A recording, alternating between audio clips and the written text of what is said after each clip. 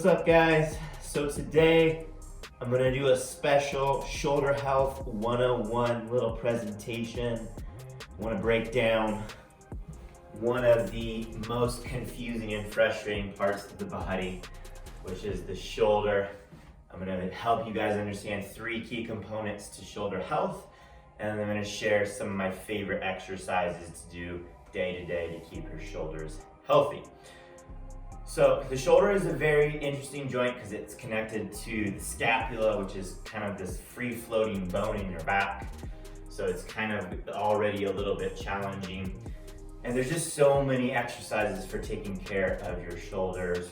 So I'm gonna really break it down and simplify. So when it comes down to it, there's 3 key things you wanna know about shoulder health. And that's your glenohumeral mobility and stability, which is the actual ball and socket joint, which is your shoulder. We have scapular stability or movement. So we've got that shoulder blade back here, the scapula, and that shoulder blade needs to rotate and move really well for good shoulder health. And then lastly, we have thoracic mobility. So that upper torso, mid to upper torso, needs to flex, extend, and rotate really well for our shoulders to be healthy. So let's be a little more specific. So first we have the glenohumeral joint, which is that ball and socket joint of the shoulder. Now the glenohumeral joint is designed to have high degree of range of motion, so a lot of movement. If that movement is restricted, we get issues with the shoulder. Additionally, we want the rotator cuff, which is a set of muscles in your rear shoulder / back. And those muscles need to be strong, stable, and active in order for our shoulder to be healthy and working properly. Secondly, we have the scapula, right? So the shoulder, the glenohumeral joint, is kind of connected directly to that scapula. And that scapula is supposed to move to assist shoulder range of motion, or your arm going through its full movement. If the muscles moving the scapula aren't doing their job, we get dysfunction in the scapula, which ultimately lends to dysfunction in the shoulder, pain, or injuries.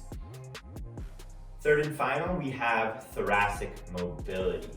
So we really want to make sure that that thoracic spine, which is kind of like our mid and upper torso, has good flexion, extension, and rotation. Also lateral flexion, but the areas we see problems mostly are extension and then rotation. Also with problems with posture with so many people in this forward flex position, if this becomes kind of your neutral or natural resting position, forward flex, then your shoulder is gonna constantly strain or work hard to do certain things, and then we see issues there. So now we're gonna go over some of my favorite exercises. There's so many exercises, guys, so I just recommend getting to know these and really learning how to integrate them, but also exploring other exercises that might fill in the blanks for you or might make it more interesting for you. So we're gonna start with a series. Go ahead and follow along with a light, either yellow or red move band, or just any really long, light resistance band. And the first thing we're gonna do is we're gonna warm up the shoulders and upper back with some pull-aparts or standing T's. We're gonna grab about 2 to 3 feet apart on the band. And as we pull apart till the band hits our chest, we're gonna really focus on pinching our shoulder blades together. Now what that's doing is it's activating the mid and lower trapezius muscles and also our rhomboids, which are important for scapular stability. Also some rear deltoid. To see from the back, here.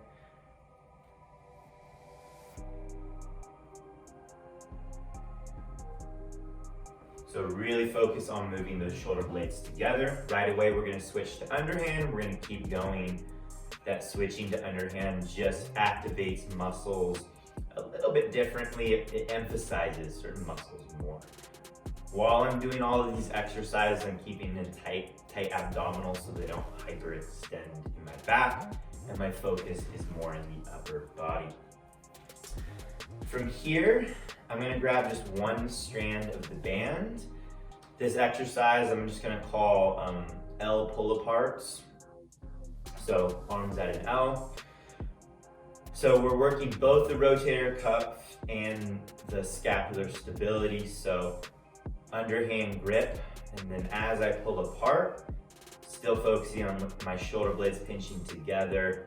And as those hands come apart, I'm trying to keep my arms tucked to my side. So imagine holding like a towel underneath your arms here. Sometimes I actually do put something there. So just to emphasize the point, I'm gonna put this other band here as a reminder.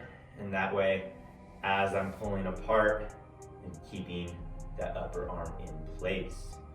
So again, that external rotation is getting the rotator cuff in addition to continuing to activate the stabilizers of the scapula. Last in this series is going to be just shoulder reach throughs, which is going to be really great for just glenohumeral range of motion in addition to shoulder blade activation. So wide grip, I'm going to pull apart a little bit of tension. I'm going to go nice and slow back and down. No need to rush here, guys. You really want to control the range of motion, both for the sense of getting the benefits and minimizing any pain or opportunity to hurt yourself here. So just nice and slow, breathe, and getting that good shoulder joint range of motion stretch, which is that glenohumeral joint. So moving on to a little bit of thoracic mobility. I'm gonna grab the mobile roller, but you can use any foam roller as long as it's cylinder and long.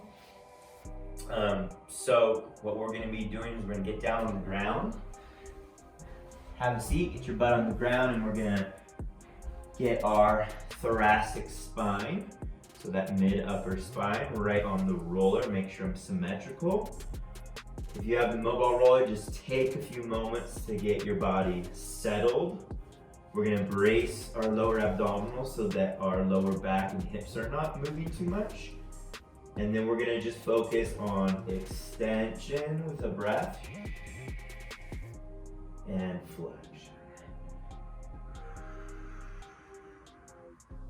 Going nice and slow. If it's really intense, throw a blanket or towel over the roller so that it's not too intense.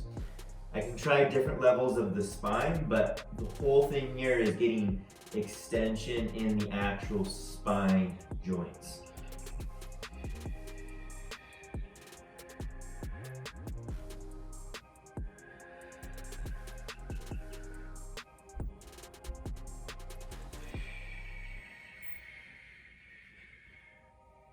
Sometimes you need to take a moment to let the muscles get used to the pressure, but covering that whole thoracic spine, as long as you're not going up onto the neck, is going to be really great.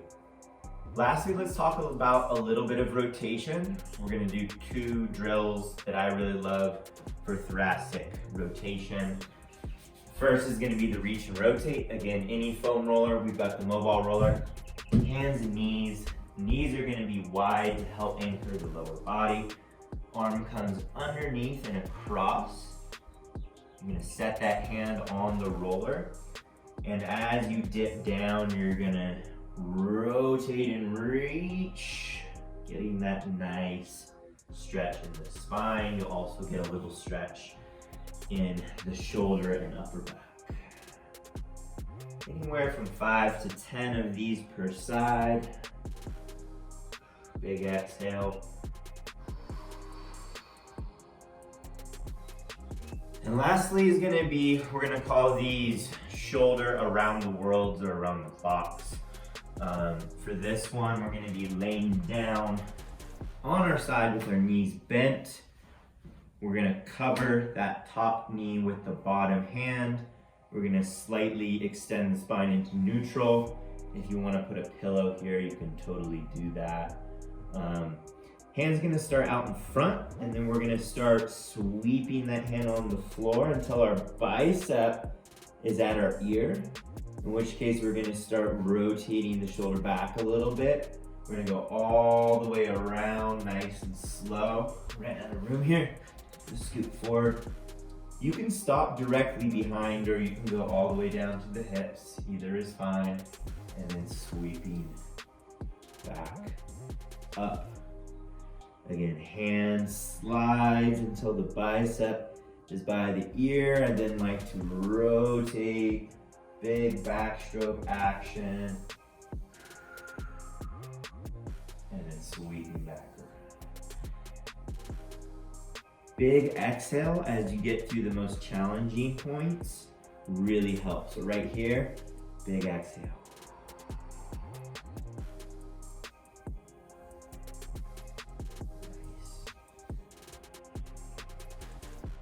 Now my hips moved around a little bit, which is not ideal, so ultimately we want to try to keep those hips nice and still.